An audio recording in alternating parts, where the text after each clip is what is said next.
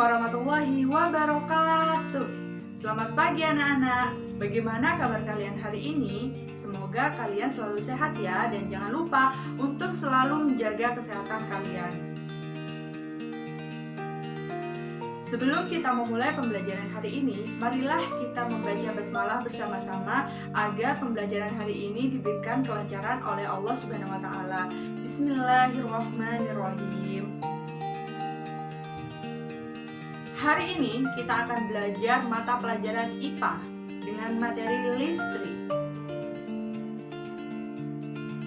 Energi listrik berasal dari pembangkit listrik. Nah, pembangkit listrik ini sendiri ada beberapa jenisnya. Contohnya ada pembangkit listrik tenaga angin, tenaga air, tenaga uap, tenaga nuklir, tenaga diesel, dan lain sebagainya. Untuk pembangkit listrik tenaga air, angin, dan tenaga ombak itu merupakan termasuk ke dalam energi yang terbarukan. Nah, di Indonesia sendiri, penyedia energi listrik dikelola oleh perusahaan PLN. Nah, berikut ini akan ada penjelasan tentang pembangkit listrik tenaga air, cara kerjanya, serta komponen-komponennya. Silahkan disaksikan. Berikut ini merupakan gambar yang memperlihatkan tentang proses yang terjadi untuk menghasilkan tenaga listrik dengan memanfaatkan tenaga air. Energi listrik dalam jumlah besar dihasilkan oleh generator listrik. Generator dapat digerakkan oleh tenaga air, uap, matahari, angin, panas bumi, nuklir, dan tenaga diesel. Pada pembangkit listrik tenaga air, aliran air dari bendungan menggerakkan turbin. Nah, gerakan turbin ini dipakai untuk menggerakkan generator. Dari generator akan menghasilkan listrik tegangan tinggi yang siap untuk disalurkan. Tegangan listrik yang dihasilkan oleh pembangkit listrik tenaga air sangat tinggi, yaitu sekitar 10.000 sampai 20.000 volt. Keterangan pada gambar tersebut: 1. Sungai atau kolam tandon merupakan tempat untuk menampung air. 2. Intake, pintu masuk air sungai atau tandon. 3. Katup pengaman, berfungsi sebagai katup pengatur intake. 4. Hydraulic tunnel, merupakan pipa antara tandon dan sebelum masuk penstock. 5. Surge tank, berfungsi sebagai pengaman tekanan air yang tiba-tiba naik saat katup pengatur ditutup. 6. Penstock atau pipa pesat, untuk mengalirkan dan mengarahkan air ke turbin serta untuk mendapatkan tekanan hidrostatis yang besar. 7. Main stop valve, berfungsi sebagai katup pengatur turbin. 8. Turbin, merupakan energi potensial air menjadi energi gerak. 9. Generator, menghasilkan energi listrik dari energi gerak. 10. Main transformer, untuk transfer energi listrik antar dua sirkuit dengan induksi elektromagnetik.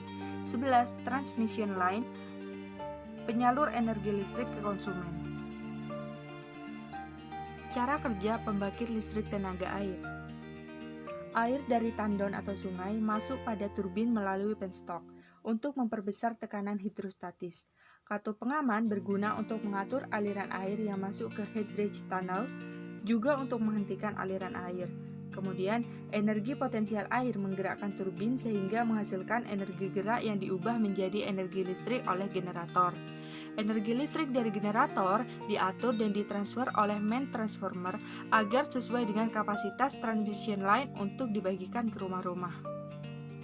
Komponen pokok pada pembangkit listrik tenaga air adalah turbin dan generator yang mengubah energi potensial air menjadi energi gerak, kemudian diubah lagi menjadi energi listrik.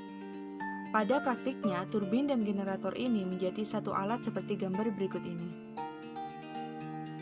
Selanjutnya kita akan membahas bagaimana sih caranya dari energi listrik itu yang dihasilkan dari pembangkit listrik didistribusikan ke rumah-rumah warga. Mari kita lihat video yang berikut ini. Penyaluran energi listrik dari pembangkit listrik ke pemakai. Nah, berikut ini merupakan contoh gambar bentuk saluran energi listrik dari pembangkit ke pemakai. Prinsip kerja dalam sistem tenaga listrik dimulai dari bagian pembangkitan, kemudian disalurkan melalui sistem jaringan transmisi kepada gardu induk. Dari gardu induk ini disalurkan serta dibagikan kepada pelanggan melalui saluran distribusi. Sistem distribusi ini berguna untuk menyalurkan tenaga listrik dari sumber daya listrik besar sampai ke konsumen. Nah, tadi kan kita sudah belajar tentang bagaimana energi listrik itu dihasilkan. Kemudian kita juga sudah belajar tentang jenis-jenis pembangkit listrik tenaga air, cara kerjanya seperti apa. Kemudian kita juga belajar tentang bagaimana energi listrik itu didistribusikan ke rumah-rumah warga. Nah, sekarang kita akan belajar tentang manfaat-manfaat energi listrik. Nah, energi listrik ini memiliki banyak sekali manfaat bagi kehidupan sehari-hari kita.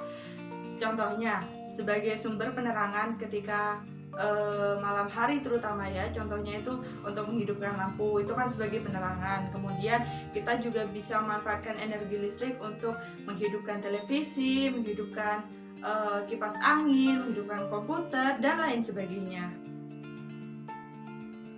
Dari banyaknya manfaat energi listrik yang dapat kita rasakan dalam kehidupan sehari-hari kita, maka tentunya kita juga harus bisa menghemat energi listrik. Mengapa kita harus menghemat energi listrik?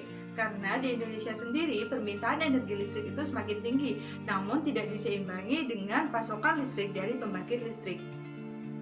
Maka dari itu, kita harus bisa menghemat energi listrik supaya seluruh rakyat Indonesia ini bisa merasakan manfaat dari energi listrik tersebut. Bagaimana sih caranya agar kita bisa menghemat energi listrik? Nah, banyak sekali hal-hal kecil yang bisa kita lakukan untuk bisa menghemat energi listrik. Contohnya, matikan lampu yang tidak digunakan. Kemudian, ketika siang hari itu, usahakan kita tidak menghidupkan lampu ya, kita bisa memanfaatkan cahaya dari cahaya matahari itu. Kemudian, kita bisa mencabut kabel dari stop kontak apabila tidak digunakan. Kemudian kita gunakan alat-alat listrik yang benar-benar sesuai dengan kebutuhan kita. Dengan begitu kita bisa menghemat energi listrik. Itu tadi merupakan penjelasan tentang materi energi listrik. Sebelum kita menutup pembelajaran ini, marilah kita bersama-sama membaca hamdalah Alhamdulillahirabbil alamin. Sekian pembelajaran hari ini, semoga kalian bisa menerima dan mengerti apa yang Ibu sampaikan. Wassalamualaikum warahmatullahi wabarakatuh.